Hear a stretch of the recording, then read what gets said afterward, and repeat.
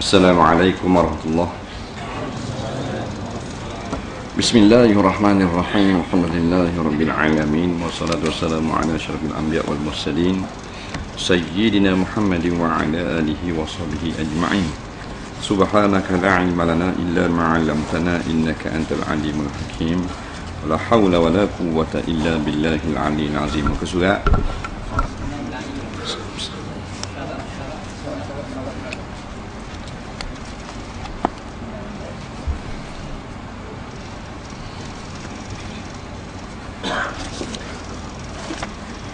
Qala al-mu'allif rahimahullahu ta'ala wa nafa'na wa iyyakum bi'ulumihi fid dharain amin ya rabbal alamin. Kata pengarang rahimahullahu ta'ala syarat solat jenazah.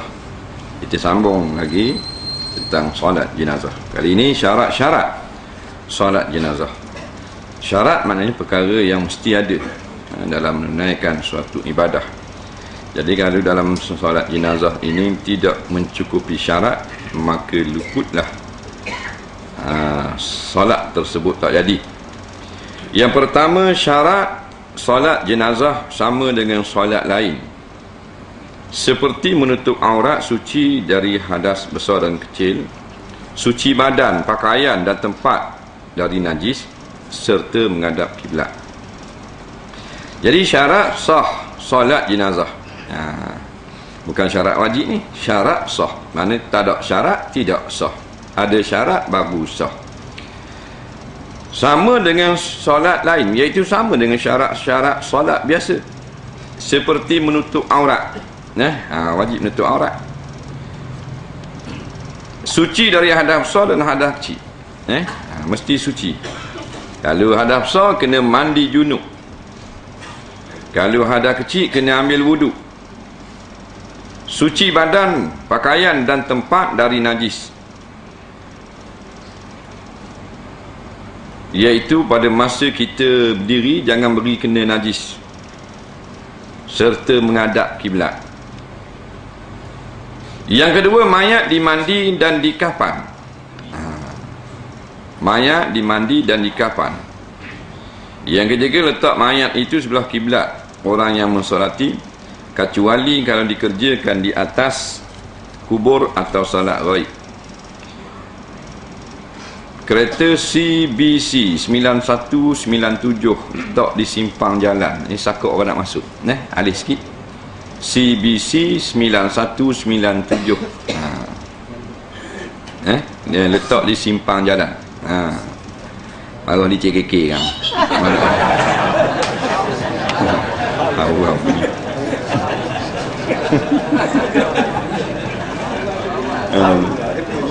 Allah Akbar. Awal ini punya. Salah kita dah ingat.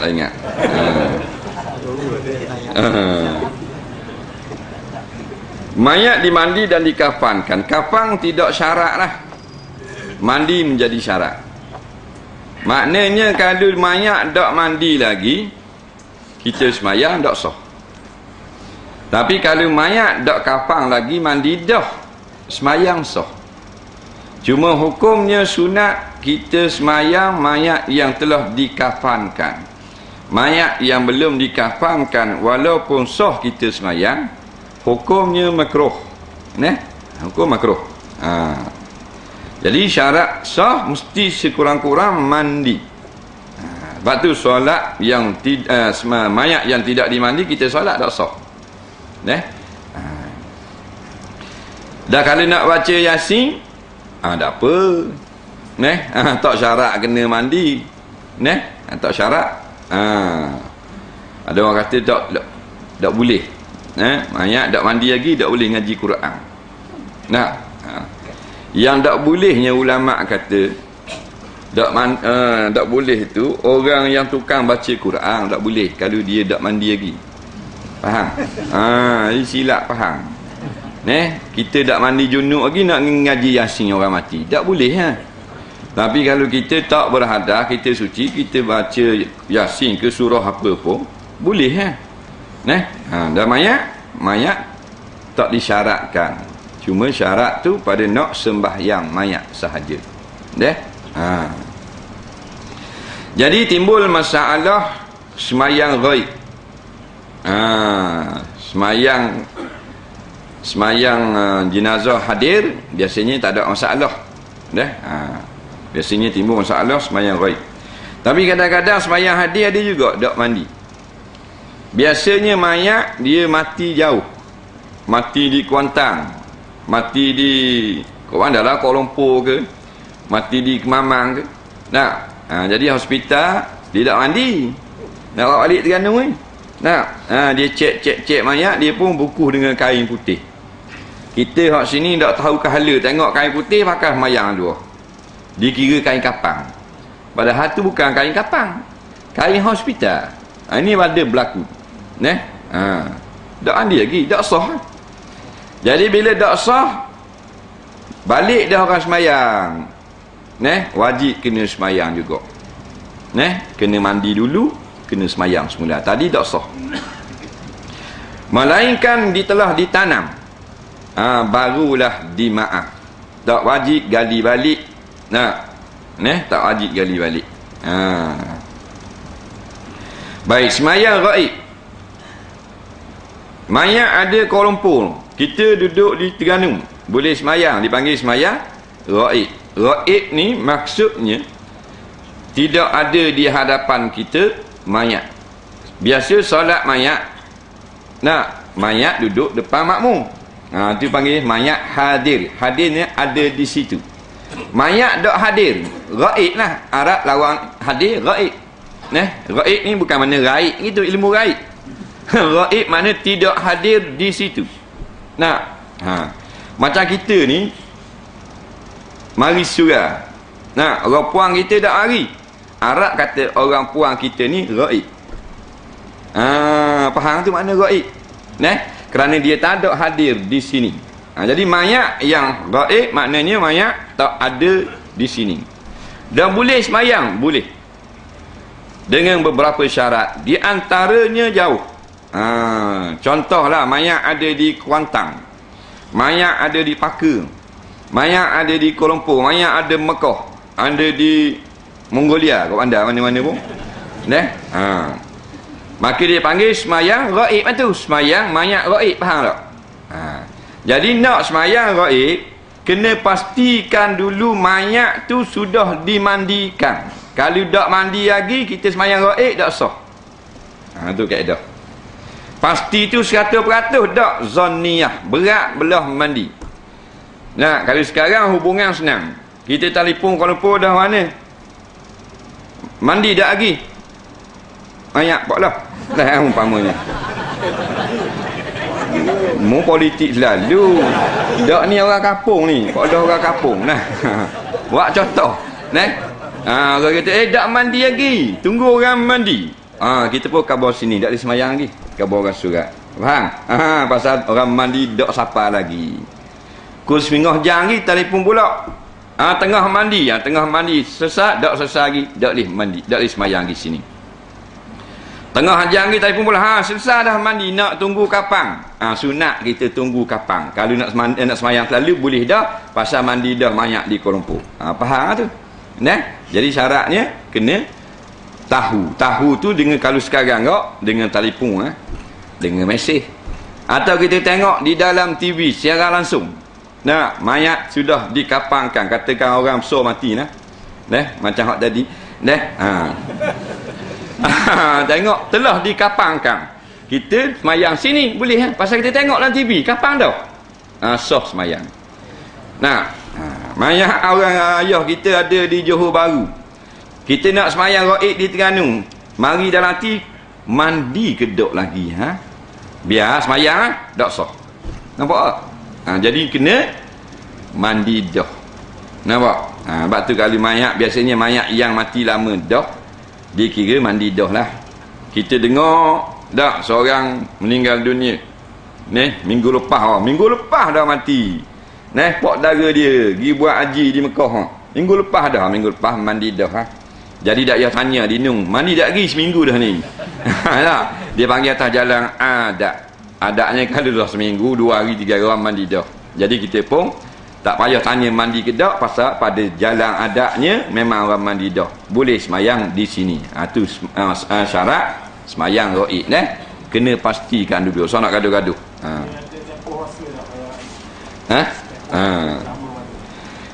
Menurut pendapat yang muktamad dalam mazhab Syafi'i dan juga merupakan pandangan jumhur ulama, tidak ada tempoh lama-lama mana. Sekali sahaja, tak boleh ulang-ulang. Dia dengar 2 tahun dah kawan dia mati. 2 tahun dah. Dia pun semayang boleh. Boleh lagi. Nampak? Boleh. Dah 2 tahun dah. Acul lebu habis dah. Boleh. Jadi nak khabar sini syaratnya kena mandi dulu. Kapang tidak syarat, sunat tunggu kapang. Sesat tu, faham belaka. Yang ketiga, letak mayat sebelah kiblat orang yang mensolati, kecuali kalau dikerjakan di atas kubur atau solat gaib. Baik. Mayat mesti depan. Ni kita jemaah ni mayat depan. Kita jemaah sini. Tak boleh mayat belakang kata tak payah orang masuk pasal orang amal dalam surah. Pakai mayat tak boleh. Dia nak kena tak ada duduk depan mayat, mestilah mayat itu gaib. Baru boleh. Jadi kena duduk depan. Macam kita ni duduk atas sah, jizu mayat. Faham tak? Duduk depan. Warna pucat.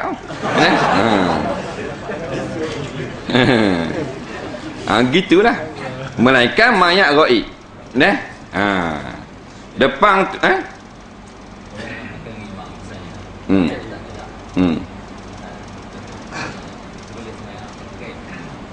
mana?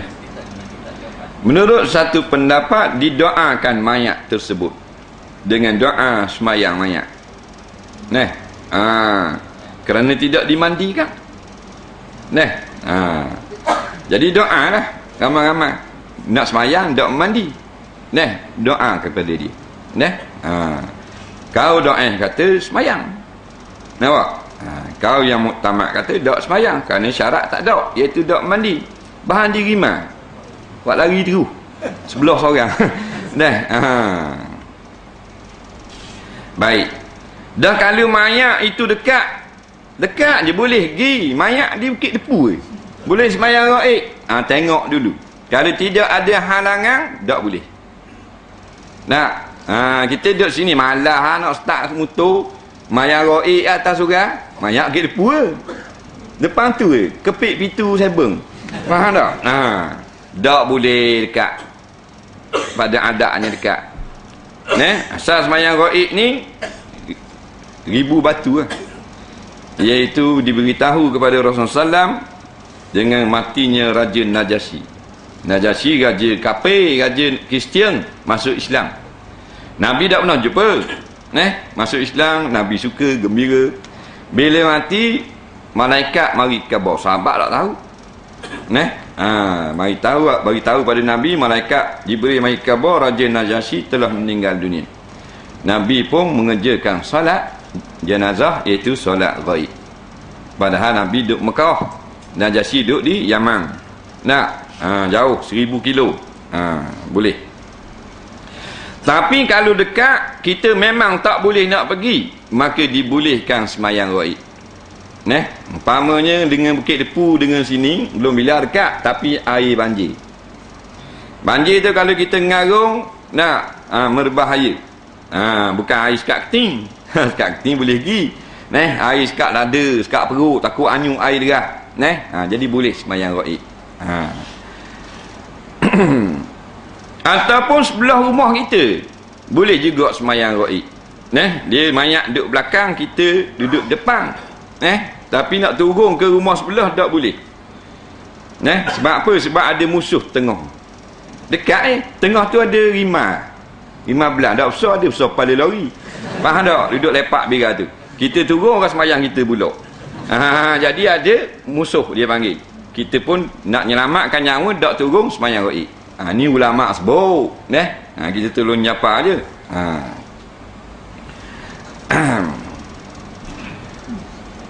Jadi bila mayat ghaib tidak syarat menghadap kiblat.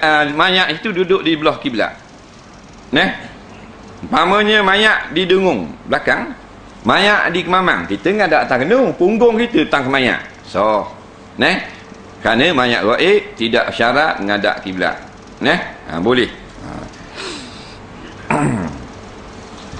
Kemudian rukun mengerjakan sembahyang jenazah. Solat jenazah tidak memakai rokok dan sujud, tidak memakai azan dan qamat. Tak ada rokok, tak ada sujud, qiyam sahaja dan salam. Takbir, qiyam, salam. Cukup mudah. Tak ada bang, tidak ada iqamah. Yang adanya suruh rapat sah saja. Kerana qiyas dengan sembahyang jemaah. Rapat sah, penuhkan sah betul-betul. Jangan bengkak-bengkok. Caranya seperti berikut. Berniat mengerjakan solat jenazah dengan 4 kali takbir menghadap kiblat, sedangkan 8 niatnya bagi mayat lelaki. Usalli ala hadzal mayyit arba'a takbiratin fardal kifayah imaman ma'muman lillahi ta'ala. Bagi mayat perempuan, usalli ala hadzihil mayyitah arba'a takbiratin fardal kifayati imama ma'muman lillahi ta'ala, Allahu akbar. Aku niat solat mayat ini 4 takbir fardu kifayah kerana Allah Ta'ala. Dalam kitab-kitab fiqh dia ada berbagai-bagai lafaz, tetapi menjurus kepada yang satu maksudnya. Jadi senang-senangnya gini, kita tak payah katalah hak arak ini. Kerana arak kalau lelaki hadzal mayyit, kalau perempuan hadhihi mayyitah. Jadi belik kita tak pandai, tak mengaji arak. Niat hak dalam hati saja. Allah, aku semayang atas mayat ini 4 takbir fardu kifayah kerana Allah Ta'ala. Ingat tu. Allah, aku semayang atas mayat ini 4 takbir fardu kifayah kerana Allah Ta'ala. Akbar. Laki ke puang ke boleh belaka kerana mayat ini. Nampak? Aku semayang atas mayat. Sebab niat ni bukan bahasa Arab. Usalli ni contoh je untuk orang Arab. Contoh niat. Kita Melayu kan? Niat Melayu kan? Takut tukar bimbo kali. Mayat puang kata lelaki, lelaki kata puang, sedangkan dia tidak wajib. Jadi hak dalam hati senang. Ganti nama bahasa Malaysia ni dia ini. Kalau ganti nama domain bahasa Arab ni dia lain. Dia laki-laki hu puang ha.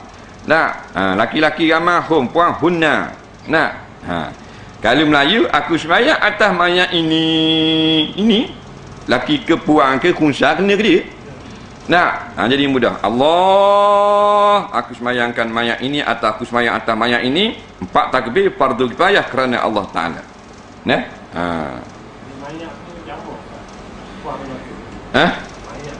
Mayat tu ramai.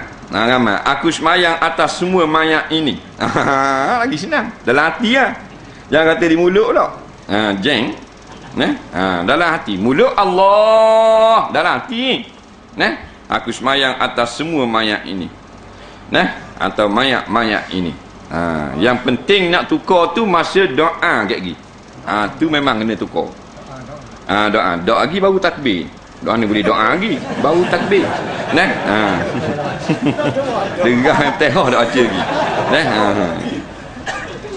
Jadi hak ni tak mustahak mana. Kita niat Melayu sudah. Allah, aku semayangkan mayat ini 4 takbir fardu kifayah kerana Allah Ta'ala. Ada juga ulama kata tak payah sebut kifayah pun boleh. Aku semayangkan mayat ini fardu 4 takbir kerana Allah Ta'ala. Boleh dah.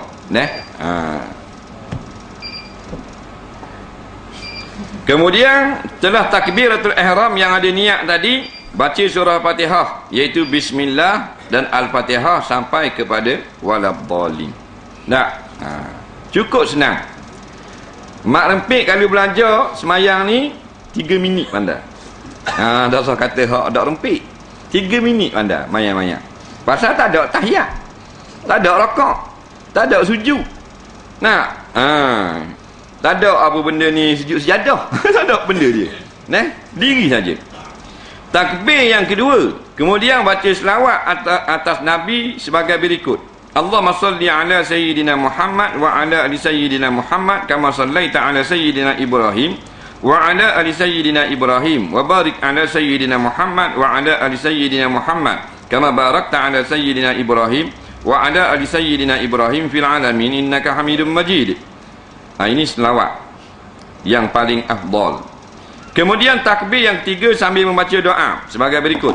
Allahumma ighfir lahu warhamhu wa'afihi wa'fu anhu wa akrim nuzulahu wa wasi' madkhalahu waghsilhu bima'i wal saji wal barak wa naqihi minal khataaya kama nikas saubul abyad minad danas wa abdilhu daran khairan min darihi wa ahlan khairan min ahlihi wa zawjan khairan min zawjihi wa adkhilul jannata wa a'idhu min azabil qabri wa fitnati min azabin nar. Kemudian takbir yang keempat berdoa sebagai berikut. Allahumma la tahrimna ajrahu wa la taftinna ba'dahu waghfir lana wa lahu wa li ikhwanina alladziina sabaquna bil iman wa la taj'al fi qulubina ghillan lil ladzina amanu rabbana innaka ra'ufur rahim. Kemudian salam sambil menoleh ke kanan dan ke kiri dengan ucapan sebagai berikut. Assalamualaikum warahmatullahi wabarakatuh. Selamatan dan rahmat Allah semoga tetap pada kamu sekalian. Baik. Ta'awuz kata setengahnya tidak sunat baca. Kerana solat jenazah ini nak cepat. Sebab tu tidak ada doa iftitah. Kalau sembahyang biasa Allahu akbar kabira alhamdulillahi katsira. Sebab Nabi nak suruh cepat. Asri'u bil janazah. Buat cepat sikit jenazah. Bila gitu ringkas dengan Fatihah. Jadi hak ni dia tulis dalam buku ni hak panjang. Kalau kita hak tak reti lagi cukup senang. Kerana ni bukan syarat. Selawat ni pendek daripada Allahumma salli ala Muhammad sahdah. Doa mayat Allahumma ighfir lahu sahdah. Takbir yang keempat dah ada syarat baca apa-apa boleh salam. Jadi kita nak khabar sekurang-kurangnya itulah. Tapi kita tengok hak panjang dulu. Kat kita pendek mudah. Baik, takbir yang pertama baca niat mengerjakan solat jenazah. Allah, aku semayangkan mayat ini 4 takbir fardu kerana Allah Ta'ala. Lepas takbir yang pertama berdiri sama tak ada rakaat ni. Orang baru ni. Baca Fatihah. Bismillah. Siapa waladhdallin. Fatihah tu lah. Habis Fatihah Allahu akbar, angkat pula tangan. Allahumma salli ala sayyidina Muhammad, macam kita tak selawat dalam tahiyat akhir. Takbir pula. Lepas takbir pula baca doa mayat. Takbir yang ketiga baca doa mayat. Ni doa yang sempurna. Doa ni daripada hadis yang sahih. Allahumma ighfir lahu. Ya Allah ya Tuhanku, ighfir lahu, ampunkan mayat ini. Warhamhu, kasihanlah ke dia. Wa'afihi, maafkan dia. Wa'afihi dan selamat, sehatkan dia. Wa'fu anhu dan maknanya maafkan daripada dosa-dosanya. Wa akrim nuzulahu dan muliakan kuburnya. Wa wasi' madkhalahu dan luahkan kuburnya. Wa ghsilhu bil ma'i wal salji wal barak. Bersihkanlah dia mayat ini dengan air, dengan salji, dengan air batu. Wa naqihi minal khataaya dan bersihkan mayat ini daripada kotoran. Kama yanakas saubul, kama naqaita sauba al abyadha minad danas. Sebagaimana engkau bersihkan akan pakaian yang putih daripada kotoran. Wa abdilhu daran khairan min darihi, dan gantikan mayat ini negeri yang lebih baik daripada negeri dunia ni. Wa ahlan khairan min ahlihi, dan keluarga yang lebih baik daripada keluarga atas dunia ni. Wa zawjan khairan min zawjihi, dan isteri yang lebih baik daripada isteri dalam dunia ini. wa adkhilhul jannata, masukkan mayat ini dalam syurga, wa aizu min azabil qabri, dan pelihara dia mayat ini daripada azab kubur, wa fitnatihi, dan fitnah kubur, wa min azabin nar, dan daripada azab api neraka. Molek doa ni. Kemudian takbir yang keempat terus berdoa sebagai berikut. Allahumma la tahrimna ajrahu wa la taftina ba'dahu waghfir lana wa lahu wa li ikhwanina alladhina sabaquna bil iman wa la taj'al fi qulubina ghillan lil ladzina amanu rabbana innaka ra'ufur rahim. Ya Allah, janganlah kiranya pahalanya dia sampai kepada kami. Dan jangan Engkau beri kami fitnah sepeninggalannya. Dan ampunilah kami dan dia, dan bagi saudara-saudara kita yang mendahului kita dengan iman. Dan jangan Engkau menjadikan kesusahan dalam hati kami dan bagi orang yang beriman. Wahai Tuhan kami, sesungguhnya Engkau Maha Pengampun dan Maha Penyayang. Kemudian salamnya, Assalamualaikum warahmatullahi wabarakatuh. Ini yang sempurna lah. Baik, kita nak kabur sekurang-kurang solat mayat. Hak tak reti hak panjang ni. Nak, sekurang-kurang. Dengar ni. Mula-mula takbir. Allah, aku semayangkan mayat ini 4 takbir fardu kerana Allah Ta'ala. Akbar. Bismillahirrahmanirrahim. Fatihah. Sapa walak dhalim. Allahu Akbar. Allahumma salli ala Muhammad. Pendek. Allahumma salli ala Muhammad. Takbir pula. Allahu Akbar. Allahumma ufillahu. Takbir pula. Allahu Akbar. Assalamualaikum warahmatullahi. Assalamualaikum warahmatullahi. Boleh kan? Dah lapar 3 minit. Seminit je. Faham tak? Ulang sekali lagi. 30 saat. Mula-mula Allah niat, aku sembahyangkan mayat ini 4 takbir fardu kerana Allah Ta'ala. Akbar. Fatihah. Allahu Akbar. Allahumma salli ala Muhammad. Allahu Akbar. Allahumma ighfir lahu. Allahu Akbar. Assalamualaikum warahmatullahi. Dah apa? 28 saat. Tu kata cukup mudah. Jadi tak ada alasan. Dah anda. Tukos poket pandai. Takkan hak tu dak pandai. Boleh dah? Pasal kita hak mula-mula dak rajin sembahyang mayat. Dah nak lebih lagi ambil buku ni Ni doa ni. Ni lepas tu kau duk ngapa jadi panjang dah. Fatihah lebih pendek. Doa je kan Fatihah pendek pula. Alhamdulillahirabbil alamin. Allahu akbar. Dah lagi ke ni?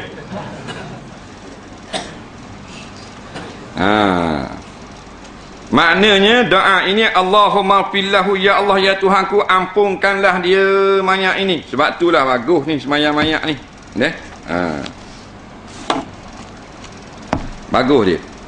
Pasal mohon keampunan kepada mayat. Jadi sebab itulah mayat budak-budak orang tak kata Allahumma fillahu. Budak mana? Budak yang tak balik. Jadi Allahumma fillahu ini untuk semayang mayat orang yang balik dah, yang telah nama mukallaf. Kalau budak kecil mati semayang mayat tak ada Allahumma fillahu. Bid'ah dikata gitu. Sebab apa? Sebab Allahumma fillahu maknanya ya Allah ampunkan bagi mayat ini. Dan budak-budak ada dosa. Dah ampun dia. Tak ada ampun lah.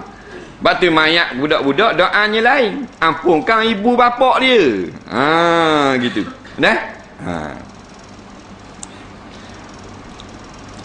Warhamhu, dan kasihanlah kepada dia. Wa'afihi wa'fu anhu. Wa'afihi wa'fu anhu.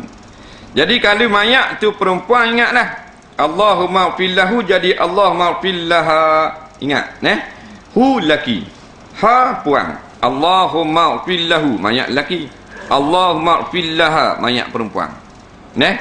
Allahumma fillaha warhamha wa'afihi, jadi wa'afiha, wa'fu anhu wa'fu anha. Senang sahaja.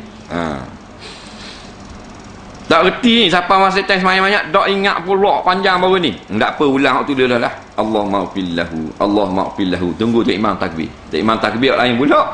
Tak ingat juga, tunggu tu imam salang dia. Senang, cukup senang.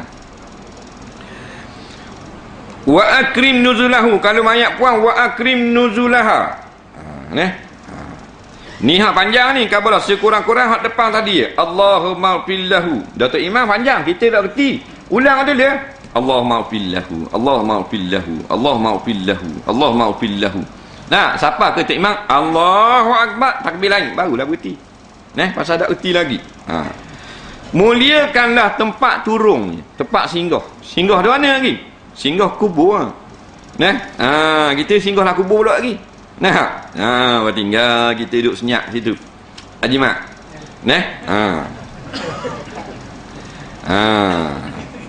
Jadi biar mulia. Sebab apa? Sebab musuh-musuh Allah tempat singgah dia hina. Dengan macam-macam lah penghinaan di dalam kubur. Kerana dia di dalam dunia, dia sombong kepada Allah. Suruh semayang, tak boleh semayang. Suruh maknanya makan hak halalnya, bahan hak haram. Wa wasi' madkhalahu, dan luaskan kubur ni. Kerana ada dalam hadis kata, siapa yang dapat menjawab soalan mungkar wa nakir, maka dia akan diluaskan kubur sejauh mata memandang.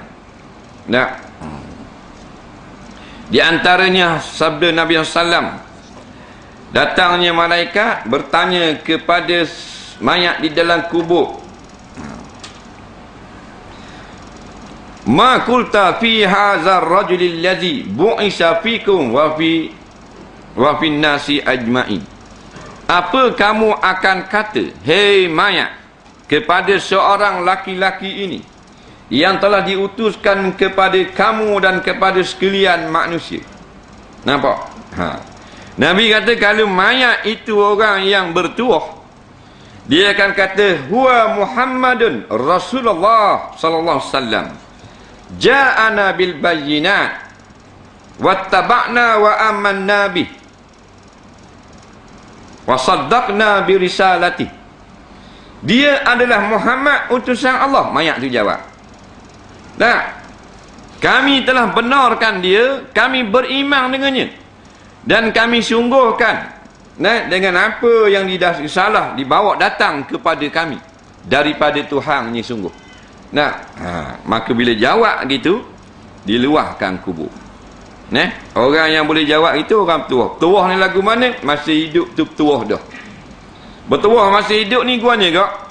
Oh, kereta besar. Sekarang tu piti banyak dalam bank, belum tentu bertuah. Bertuah maknanya duduk dalam ketaatan. Tu kan tuah. At-ta'ah ya sa'adah. Taat agama itu sebenarnya bertuah. Kita orang Melayu bertuah piti banyak. Nak pakat besar, tuahnya anak muhak tu sarang. Kapung. Kata buat apa tuah? Gaji 45,000 sebulan. Tapi surga ada ajegi. Ada sibuk omong. Mayang dodang. Tu bukan tuah, tu soi. Tak? Majar tu. Dia tak kira kaya miskin, jawatan tinggi rendah. Dia taat beragama. Siapa masih semayang, semayang. Siapa masih berdengar. Siapa masih sedekah. Awak panggil tuah. Walaupun kerja komang je, kerja. Kerja khani je. Kerja ikut bank biskut je. Tapi boleh pergi dengar. Boleh tutup aurat. Semayang cukup 5 waktu. Harta orang tak tipu. Tuah tu. Walaupun pakai lipas lain sebelah, hijau sebelah, biru sebelah, faham tak? Tapi dia taat agama tu tuah. Orang Melayu ni babah. Tuah piti banyak. Tuah kerja dalam jabat ekor kursi musim. Belum tentu tu. Jadi bila siapa yang tak dapat menjawab, maka akan disempitkan kuburnya sehingga tulang rusuk kita duduk gini sekarang ni, tulang rusuk ni. Tolak di kubur jadi gitu. Dan nak ni hak ujung-ujung rusuk ni dicocok tubik daging, tubik tulang kut daging. Oh pedih ya. Okey. Kita ambil lidi motor dah, kita cocok perut ni. Tak usah janyak dia masuk 2 hung ni dah. Ada bulu lepau bulu libating. Ni tulang kita tubik sepel kat luar ni, kepik di kubur. Oh.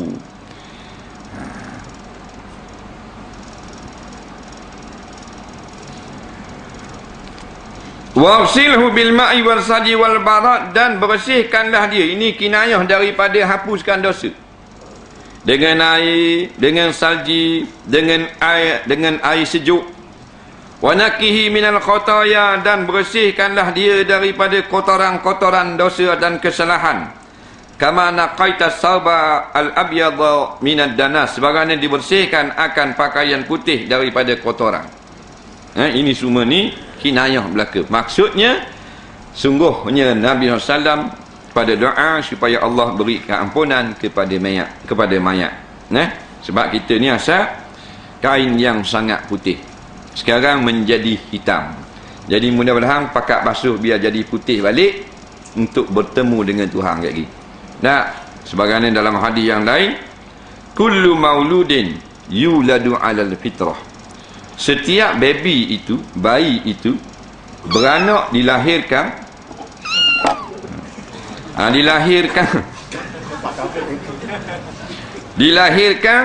atas suci bersih. Fitrah ni makna suci bersih daripada dosa. Putih selepuk lah. Semua baby, tak kira lah anak Buddha, anak Nasara, anak Majusi, anak Josbuh, anak Fir'aun, anak Namrud, anak Komunis, tak kira. Semua kullu, semua baby, semua bayi yuladu 'alal fitrah, bersih lagi. Fa abawahu yahawidani, ibu bapak lah yang mengkotorkan anaknya jadi macam perangai Yahudi, au yunasirani, atau jadi macam perangai Kristian, au yumajisani, atau jadi macam perangai Majusi, au yuhaddirani, atau jadi macam perangai Hadari. Tu kita tambah tu. Bukan hadir tu, kita tambah. Ibu apa sebab bukan kita ni macam jin. Jin lain. Jin beranak balik selalu, kata ulama. Beranak SPM selalu. Anak jin. Besar lalu dah. Anak manusia beranak dia cek dulu. Tak ada kata kita kan. Dan kalau kita ni rosak-rosaklah budak-budak. Dah hayah kaki bola. Siang bola, tidur bola, makan bola, berak bola, kecing bola. Ayuh. Surah bala, tu tak kenal. Jadi anak dia ajak tu dia ajak tu kan. Dia buat pergi stadium anak dia. Boleh main mana-mana, buat pergi Bukit Jalil, buat pergi sama. Pasal apa? Pasal dia lain dia ikut tu. Orang hak jenis pergi surah bala, dia bawa pergi surah bala anak dia. Jadi atas latihan lah. Lepas tu kita fikirlah nak pergi jadi guru ni. Ikhtiar ada juga, kita ikhtiar dah, tak molek juga. Tu baru serah pada takdir. Tak mesti kita hantar sekolah agama jadi baik, ada juga jadi nano. Tuhan tak salah kita dah. Sebab apa? Sebab kita wajib berikhtiar. Ketentuan di tangan Allah. Sebab tu anak Nabi pun kafir, tak beriman, lawan Nabi. Tapi mereka telah ditarbiah oleh ayah, iaitu Nabi. Tak mau ikut. Yang penting tarbiah. Wa abdilhu daran khairan min darihi, dan tukar gantikan baginya rumah yang lebih baik pada rumah dunia ni. Maksudnya syurga lah. Maksudnya pendek-pendeknya masuk syurga lah, tapi terang dengan detail. Kerana rumah dalam syurga lebih baik daripada rumah dunia ni. Walaupun dalam dunia ini dia duduk mewah sungguh lah. Rumah dia banglo, bukan banglo dah, villa. Banglo ni rendah sikit martabat. Atas pada banglo dia panggil villa.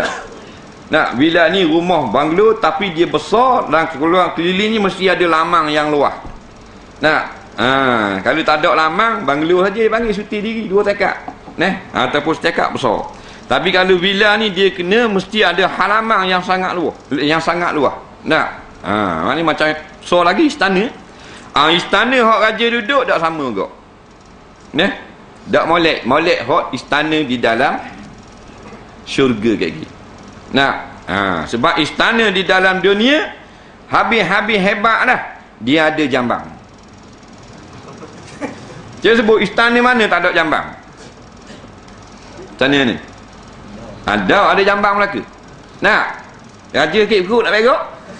Kalau tak ada jambang nak berak lah supik. Tak. Lepas tu gilah dunia mana mau istana di Perancis, istana di Belgium, istana di Kanada. Ada jambang. Jambang maknanya rumah tu tak molek. Faham? Rumah molek hebat tu tak ada jambang. Rumah dalam syurga ada jambang tak? Ada. Baru kelas. Nak buat rumah jangan buat jambang. Baru kelas. Nak. Bagus surat. Dah nak cerita nak win apa? Sebab tu tempat kotor kan tu. Tempat najis. Syaitan tendang duduk kupur situ. Jadi ada dalam rumah kita yang begitu mewah, dah hebat lagi ya. Sebab dalam syurga tak ada berak kecing. Tak ada tandas. Itu baru sempurna perfect tu. Jadi dah susah lah kalau rumah IPPRT sekalipun. Akhirat tidak ada dah lagu tu. Kerana sebut dalam hadis-hadis yang sahih, orang ahli syurga tidak akan duduk di dalam rumah di dalam syurga. Tuhan tak beri rumah, tapi Tuhan beri mahligai. Mahligai. Dia tak ada rumah. Rumah biasa gini je. Mahligai terus. Tu hak cak yang mahligai. Wa ahlan khairan min ahlihi. Dan gantikanlah anak bini anak-anak yang lebih baik daripada anak dalam dunia. Maksudnya biarlah anaknya masuk attack dalam syurga seperti mayat ini masuk syurga. Bila anak kita masuk attack dalam syurga, kita jumpa dengan anak kita tak nyusah kita dalam syurga, bahkan membahagiakan kita. Anak dalam dunia banyak menyusah. Dah pukul 12 malam tu bik pula mak kita anak cari lapu pecek dah tak alik lagi. Macam hitam lembu. Kata mana maksum? Tak alik lagi ni. Pas mana tak tahu nyusahnya. Tu hak jenis lagu tu. Hak jenis lah roba mari ambil di rumah. Faham tak? Polis mari ambil di rumah. Curi blok. Macam-macam peseng. Nyusah ke mak ayah. Hak jenis nganjing ke mak, nganjing dengan ayah. Hak jenis pasal ayah dia kata gini-gini. Mendarak. Dia kata gitu. Ada gak gitu?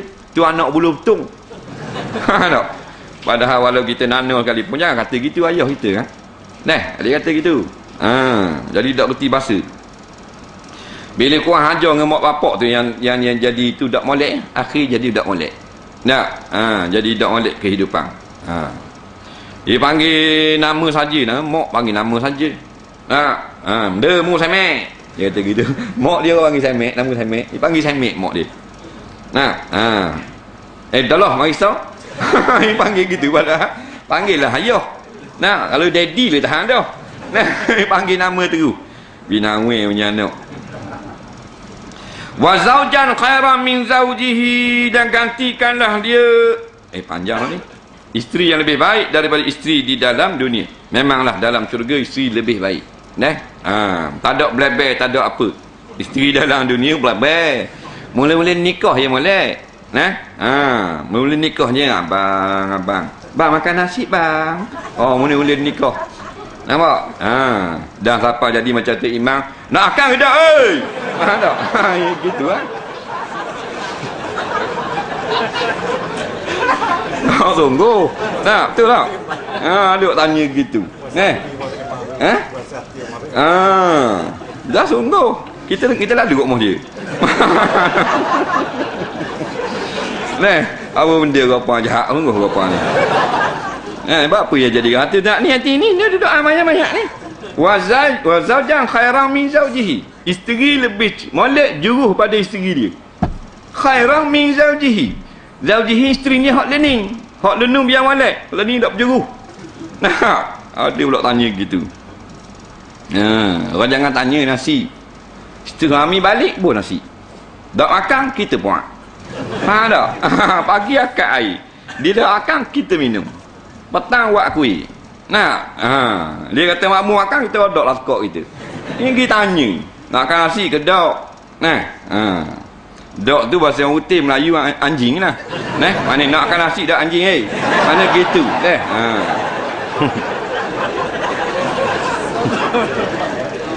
Kemudian takbir keempat terus berdoa. Kita berhenti kat tu kemudian takbir keempat terus berdoa. Sama balik kat tu kat nombor 5. Wallahu a'lam.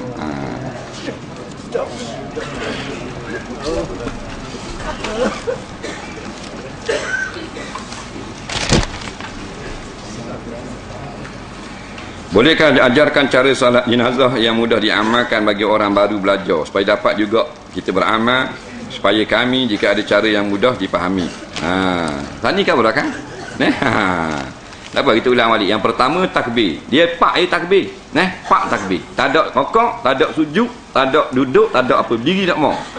Allah, aku sembahyangkan mayat ini pak takbir, fardu kerana Allah Taala. Akbar. Fatihah. Abi wadabdali amin. Allahu akbar, selawat. Allahumma salli ala Muhammad. Allahu akbar, Allahumma ighfir lahu.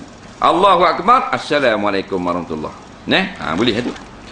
Bagaimana mahu menguruskan jenazah yang jasadnya berkecai? Contohnya aksiden jalan raya akibat peperangan, dan dimakan binatang buas. Baik, mayat acur lebuh, macam mana nak buat? Wajib mandi juga. Wajib dimandi. Jikalau tak boleh kena air, kalau kena air jadi pecah mayat, kena air jadi buruk mayat, pasal hak jenis cedera dah, teruk dah, maka tayamum sahaja. Faham? Tubuh tak ada dalam mulut singa, kaki ada. Mandi kaki. Faham tak? Dia gitu. Bab apa dah boleh tayamum? Tak ada alat tayamum. Apa ni? Anggota tayamum tak ada, pasal mayat tu jadi stokor macam bola rugby. Faham tak? Umpamanya masuklah tempat piling, dia tu pung, jadi lepek gitu. Hak mana muka, hak mana kaki. Nak tayamum, maka kata Syekh Ibn Hajar, anggarkan saja ini muka, tayamum. Anggarkan sini tangan, gitu. Anggar saja. Darurah lah tu. Bagaimana pula mahu menguruskan jenazah orang Islam yang benar-benar zalim pada masyarakat? Dia nak hak ni. Dan jahat yang amat. Siapakah harus menguruskannya? Siami. Jawabnya, zalim tak zalim, lagi orang Islam yang tidak kafir kena uruslah. Cuma bezanya gini, banyak orang yang banyak mengerjakan dosa, jenis ahli maksiat, jenis bapak zalim, orang-orang yang ada kebesaran dalam masyarakat tidak digalakkan turut serta. Faham lagi? Sebab tu Nabi SAW tidak solatkan jenazah orang yang mati bunuh diri. Dia panggil mati jahat, dia panggil. Jadi wajib kena urus. Tapi sikit-sikit, tak ramai. Tidak lagi ramai-ramai sembahyang dan sebagainya. Mayat kaki judi, kaki belaga ayam, dan dia mati memang tak taubat. Mati atas perut pelacur. Mati tengah joget dengan awek dalam karaoke. Mati lekat botol arak terus lekat tekok.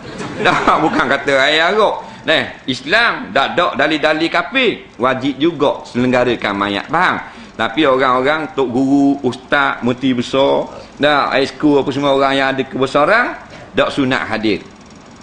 Kerana bila hadir tanda memuliakan dia. Gitu saja. Soalan seterusnya. Baru ini saya pergi ke Kuala Berang.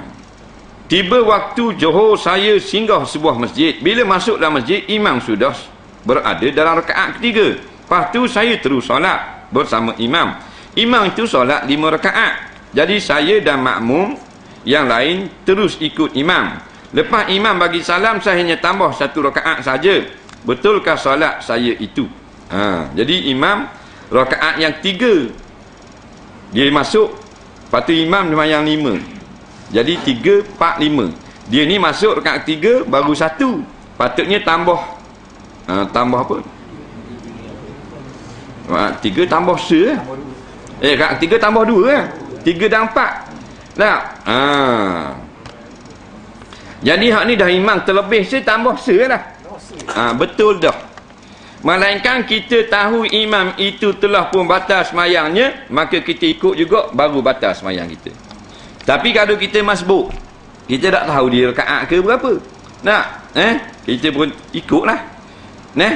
Hukumnya kalau kita ikut, tambahlah berapa yang kurang. Berapa yang kurang. Tapi kalau kita tahu dah terimam 5, kita naik juga 5, hukumnya batal semayang orang yang ikut. Dia gitu. Begitu juga dengan yang masbuk. Kita tahu dah dia itu naik yang kelima, kita tak boleh naik yang kelima tu, kata pendapat satu kaum. Pasal kita tak, hak kita boleh naik ikut ni, iaitulah yang betul sahaja. Ni tak betul ni, imam ni. Walaupun kita baru 2 ikut. Kita masuk kat tayat awal. Dia kenal lah 2 lagi. Tiba-tiba bahang 3 lagi. Ikut mana tu imam ni? Kita masbuk sekalipun, kita kena tunggu juga. Jangan bersama dengan imam yang telah batal. Kalau sengkeang kita batal. Tapi sengkeang kita imam mungkin tertinggal sesuatu dalam salah satu rakaat, sehingga dia menambah balik rukun itu, maka sah ikutan kita. Jadi hak umum saja soalan ni kita tak tahu. Kita kira ikut saja. Orang kampung tahu dah 5. Ya, kita tak batal. Tambah saja lagi. Soalan seterusnya.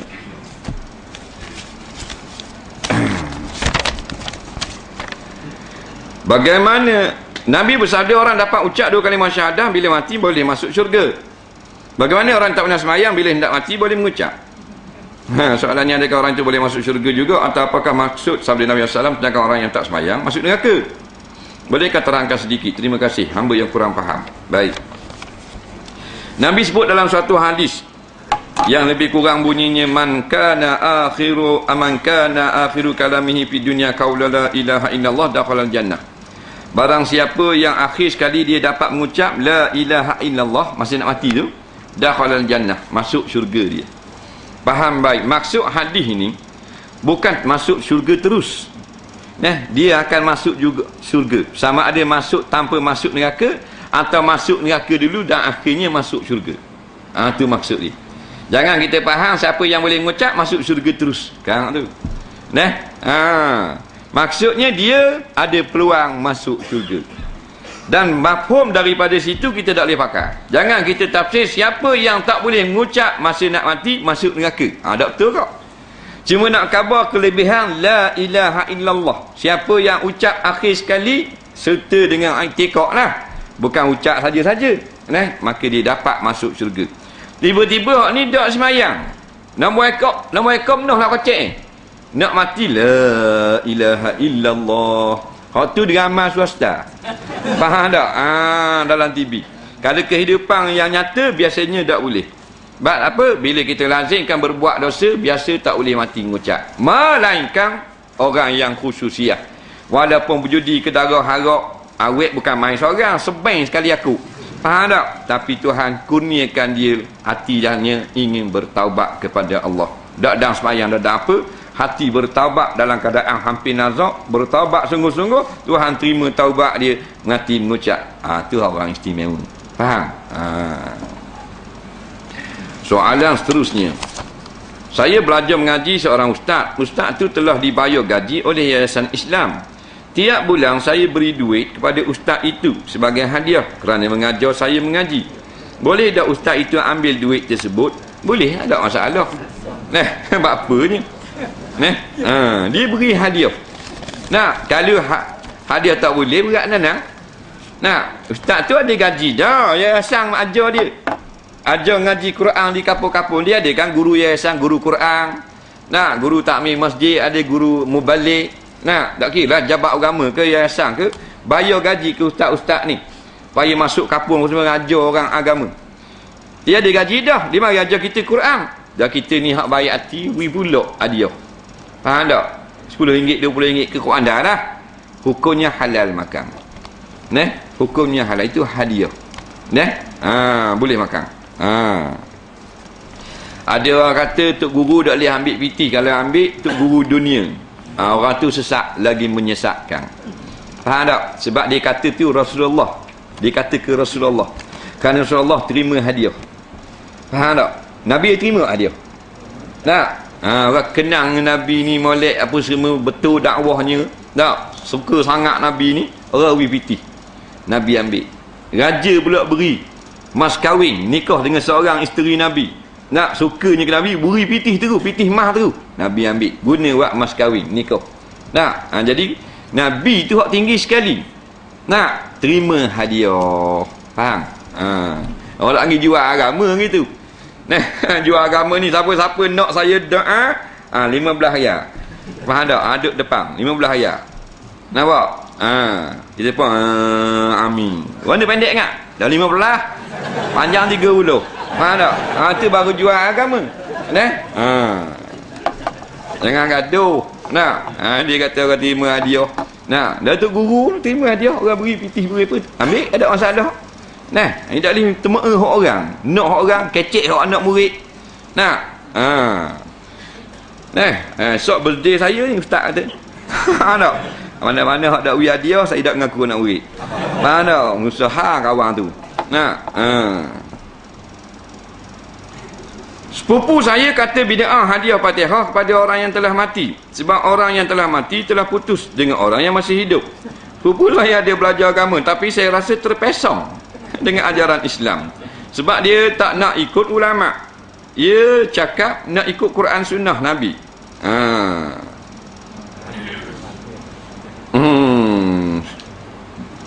Dia tak ikut imam kerana imam ramai orang fasik. Dia cakap. Jadi dia tanya kita, mana soalan? Tak ada soalan. Dia tolong khabar je. Jadi kalau dia soal lagu mana sepupu dia ni? Sepupu dia kata tak boleh hadiah baca Fatihah ke orang mati dah. Pasal orang mati dah telah pun putus hubungan dengan orang yang hidup. Jawabnya dia jawab dari situ. Saya rasa dia sesat. Sesat tu. Memang sesat tu. Tak jumpa jalan. Seorang perempuan telah mati. Seorang perempuan telah meninggal dunia, telah membuat permintaan kepada anak lelakinya semasa hayatnya. Arwah telah membuat permintaan supaya anak lakinya kahwin dengan seorang saudara perempuan arwah. Apakah hukumnya jika saudara perempuan tersebut tidak mahu berkahwin dengan laki-laki tersebut? Adakah keengganannya itu akan menyebabkan dosa atau sebaliknya? Apakah relevannya Nabi SAW berpesan dengan tidak menggalakkan umatnya kahwin sama saudara, mara atau sepupu sendiri? Baik. Soalan yang pertama, orang puan ni nak mati, lepas tu dia pesanglah, amanah lah, kalau aku mati kat lagi ingat tu, dia pesang kan anak ni, nikah lah dengan leher tu. Tiba-tiba leher tak ambuh. Nak jawab lagu mana? Jawab tak ada apa tu, hak diri leher. Faham? Mak hanya boleh amanah sajalah, bukan leher tu harta dia. Yang wajib kita tunai amanah tu harta dia. Kalau mak mati, pitih mak 10,000 tu beri ke surah gelung bila. Baru wajib tunai. Pasal 10,000 tu hak siapa? Hak mak tuang tu. Ni anak orang lain yang suruh nikah dengan anak dia. Mana boleh bawah. Faham tak? Tak boleh, bukan hak mu. Jadi kita tak tunai pun tak ada masalah. Tunai pun tak ada masalah atas diri perempuan tu. Ni orang kata tak ambuh Allah aku. Amal main pesang itu. Jadi faham, tiap-tiap amanah tidak bererti wajib tunai.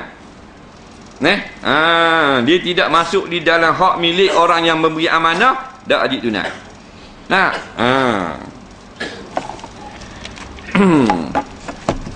Main amanah kena tunai, amanah tunai. Kecalan Nabi dunia ni. Ingat ada kali ayah mati kat gitu. Mungkin nikah lah dengan anak Najib. Mana umpamanya padang gitu tak tak jadi gitu tak boleh.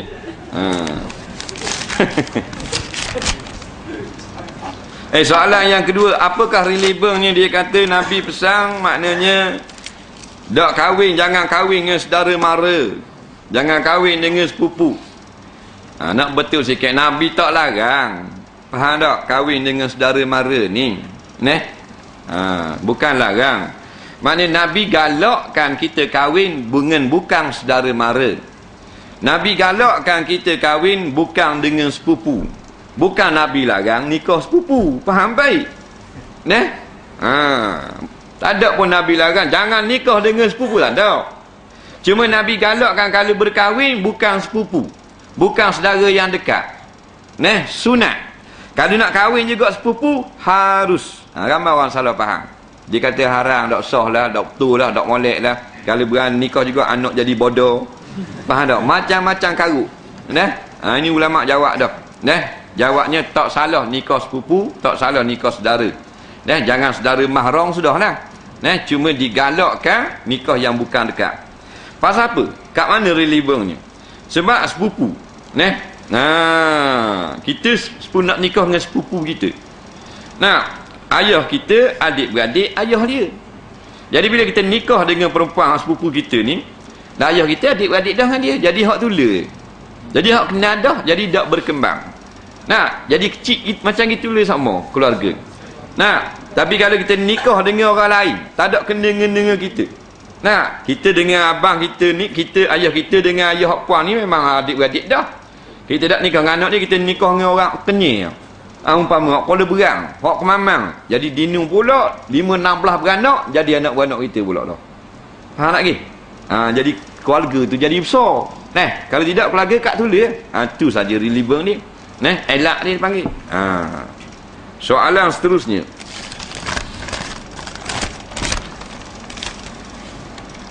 Boleh tak ganti puasa dari Jumaat dan Sabtu? Boleh. Tak ada masalah.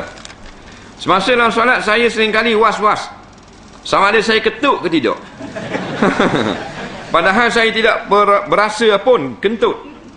Dan angin dalam perut pun tidak keluar. Adakah ini mainan syaitan? Tolonglah saya. Ya, ini mainan syaitan. Sebab tu jangan layan. Nabi pesan dah, bila berasa macam ketuk, jangan keluar. Melainkan sampai terdengar bunyi kedegung, baru mau keluar ke saya. Doa Nabi, tapi Nabi tak kata kedegung. Nabi kata sampai terdengar bunyi atau bau ketuk. Faham tak lagi? Sebab dia mainan syaitan daripada zaman Nabi lagi.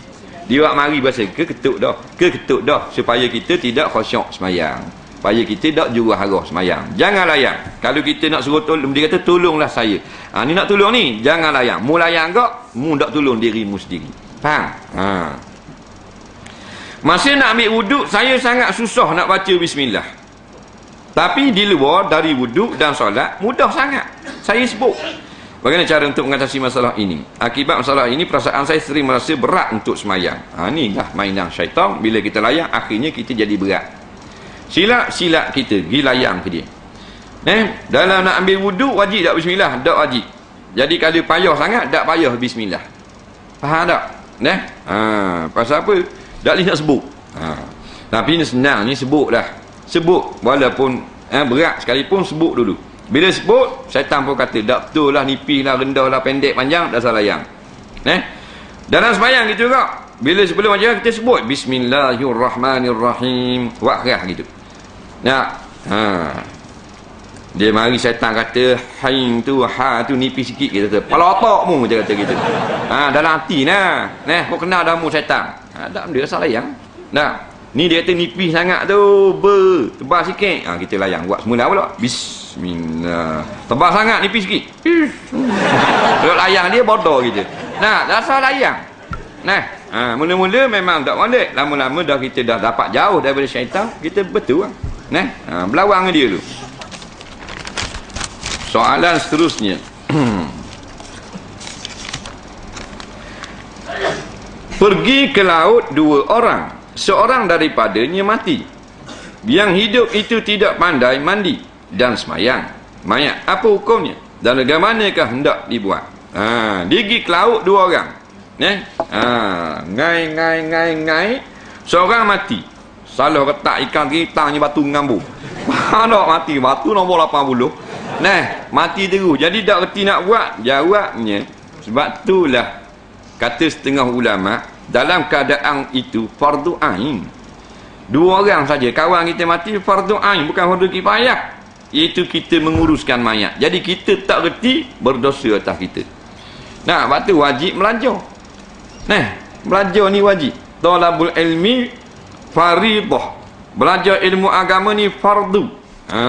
Kita tahu hak universiti kolej dulu. Hak fardu tak tahu kehala. Jadi tetaplah dia menanggung dosa sampai ada orang yang menguruskan mayat. Dia pakai tapau gitu mayat hok dalam laut, tak mandi, tak apa, tak semayang, dia berdosa seorang diri dia. Kerana dia di laut seorang saja. Sebab tu kita kena sedia masa ni. Masa kita sakit lagi tak reti nak tayamum, kita berdosa. Bukan berdosa tak semayang, berdosa kerana tak reti nak tayamum. Tak semayang, satu dosa pula. Sebab tu masa sekarang kita kena belajar sebelum sakit. Soalan seterusnya.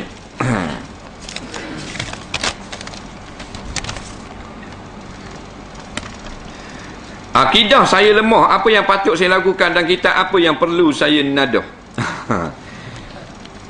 Saya telah berzina. Bukan saya lemu lah.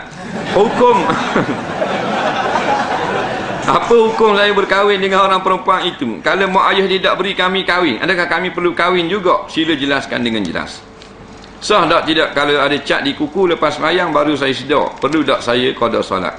Saya banyak tinggal solat dulu. Saya nak qada tapi tak ingat banyak mana tinggal. Nak buat lagu mana? Sah tak solat kalau saya baca Fatihah dan lain-lain baca dalam hati saja? Yang kena ada kasaran itu tetap kena sebab satu kali satu kali bila hukum Islam telah dijalankan di Malaysia, sebab saya telah berzina lama dah dulu. Baik. Dia kata akidah dia lemah. Jadi nak nadah kitab dia, orang yang bertanya ni nampaknya masih jauh daripada keilmuan. Maknanya dia baru lagi di tahap baru nak mula melangkah, nak menuntut, nak belajar ilmu. Jadi kita tak payah khabar lah nama-nama kitab, tak payah khabar. Kita marilah surah ni tiap-tiap malam. Nak ada hadis, ada akidah, dengar je lah. Sebab kita ni bukan kaedah belajar tu. Tuhan tak tanya kitab dia mengaji. Cara mana belajar? Tak kira universiti mana dengar nadah duduk bawah tangga surah pun pergi dengar.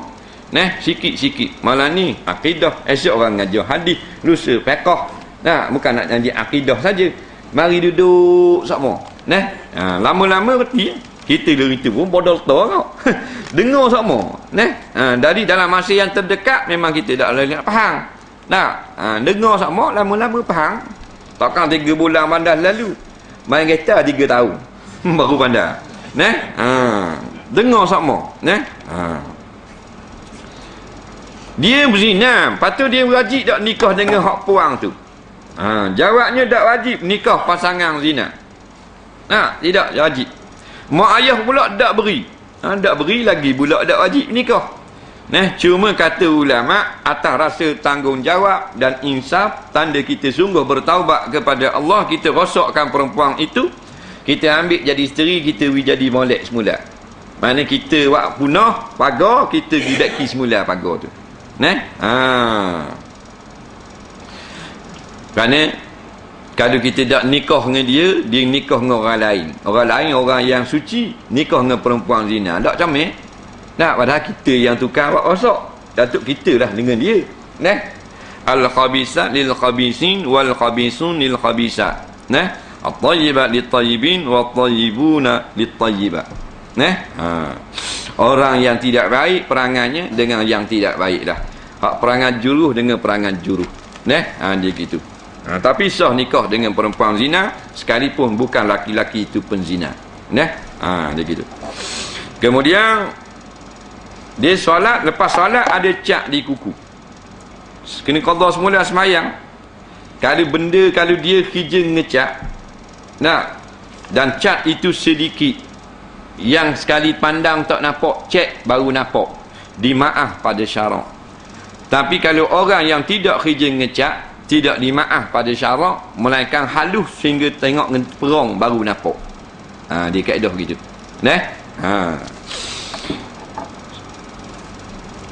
Dia tinggal solat banyak hari tu, tak reti nak kira banyak mana, nak qada lagu mana. Banyak hak ni berlaku pada kita sekarang ni, remaja-remaja. Tak ingat tak, banyak sangat. Jawabnya kita qada lah sekadar yang kita mampu. Lepas mayang zuhur qada, lepas mayang asar qada.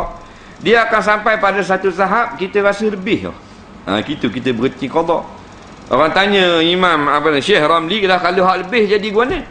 Kita tinggal 20,000 rakaat je. Kita jualah, kita pergi qada 21,000 rakaat. Contoh dah. Jawabnya hak lebih tu jadi semayang sunat. Tak ada rugi apa-apa pun. Faham? Lepas semayang maghrib, semayang maghrib. Lepas semayang isyak qada pula. Duduk saja petang belum main bola 5.30. Ni baru 5 suku. Qada subuh dulu 3 kali. Boleh 6 rakaat situ. Dia gitu. Sampai pada tahap kita akan berasa, Tuhan akan rasa banyak lebih dah pada hak. Dia akan rasa gitu. Kita tak qada bersekali habuk nak rasa pun ni. Qada dulu lah. Sah tak solat baca Fatihah dalam hati? Jawabnya tak sah. Nampak? Kerana bacaan ni mesti dah berlapah di mulut. Sebut di mulut. Baca dalam hati tak boleh. Bahkan orang bisu mesti menggerakkan suara. Menggerakkan bibir. Wajib gerak bibir. Sama macam jawab nikah. Kita jawab dalam hati tak sah. Aku tingkahkan akan nikah, hei si Bolan bin si Bolan. dengan si Pulanah binti JKK umpama. Ada juga. Nah, anak teruna pun gitu. Faham tak? Cik Imam kata gua ni kamu. Benda apa? Jawab dalam hati bos. Faham tak? Tak boleh. Tak? Anak teruna tergana boleh dah, bagus. Tak boleh jawab di mulut. Faham tak? Tak boleh. Terjemah di mulut. Gitulah. Dengan begitu juga disyaratkan berlapah pada membaca rukun qauli dalam semayang. Dia berzina dulu, lepas tu sekarang kalau berjalan dah undang-undang hudud, katakanlah maknanya parti Islam memerintah di dalam Malaysia sekarang, laksana hukum hudud, ataupun maknanya pemerintah sekarang dia insaf, Barisan Nasional, UMNO, contohlah, mana tahu Tuhan buka hati dia nak laksanakan hudud, maka dia ni kena rotang pula ni, tak berzina lama dah. Jawabnya, kalau kes yang tidak naik ke mahkamah, tak kena hukum. Dah wajib tak kita kena khabar ke mahkamah? Tak wajib. Dan lagu mana? Kita bertaubat kepada Allah dengan taubat nasuha. Tak payah report mahkamah, dah ya. Kalau bila kita buat takrir, buat pengakuan, maka mahkamah akan hukum rotang. Lagi. Dan kalau kita tak buat pengakuan, kita diam, kita dengan Allah Ta'ala saja bertaubat, Tuhan ampun taubat. Bila Tuhan ampun taubat, tak kena dunia hudud, akhirat pun tak kena juga. Sebab hudud bukan makna Tuhan terima taubat. Kalau kena hudud sekalipun tapi dia tak menyesal melakukan zina, dia kena pula di akhirat nanti. InsyaAllah berjumpa lagi minggu hadapan. Wallahu a'lam. Bismillahirrahmanirrahim. Alhamdulillahirabbil alamin. Wassalatu wassalamu ala sayyidina Muhammadin wa ala alihi wa sahbihi ajma'in. Allahumma anfa'na bima 'allamtana wa 'allimna bima yanfa'una. Rabbana zidna 'ilma. Rabbana atina fid dunya hasanah fil akhirati hasanah wa qina azabannar. Wa sallallahu sayyidina Muhammadin wa ala alihi wa sahbihi wasallam. Walhamdulillahirabbil alamin. Jadi malam esok saya di Paka Pinang Merah, hari Selasa di Kemamang, hari Rabu di Bukit Bading. Terengganu ni semula hari Khamis lah di Surau Esok. Assalamualaikum warahmatullahi wabarakatuh.